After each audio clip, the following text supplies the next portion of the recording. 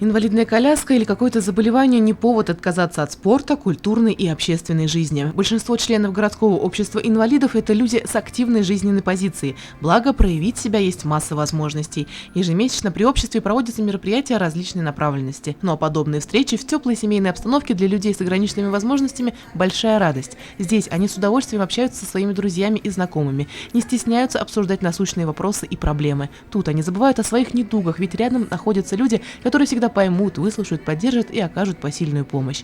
Задушевная атмосфера, яркие творческие номера участников клубов, поздравления Деда Мороза и Снегурочки, наполненные искрометным юмором, оставили в памяти гостей праздника незабываемое впечатление.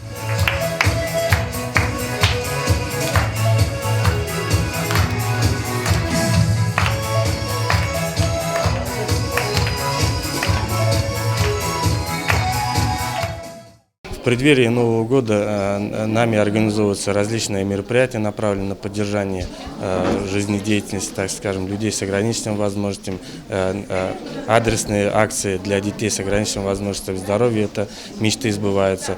Также акции, направленные для поддержания детей из семей неблагополучных. Также у нас традиционно идут большие мероприятия в отделении социальной приют для детей и подростков. Они уже вторую неделю проводят очень насыщенные, недели предпраздничные. Хочется выразить слова огромной благодарности предпринимателям, просто гражданам, которые остаются неравнодушными к чужой беде и оказывают помощь и поддержку, когда мы обращаемся. Новый год – это один из самых главных праздников, причем как для детей, так и для взрослых. И право на частичку чуда в эти дни имеют все. А когда внимание согревает души, то и Новый год будет светлым и принесет много радости. Елена Афанасьева, Альгухамитов, Дамир Хайбуллин, Любовь Карпова, телекомпания СТВ.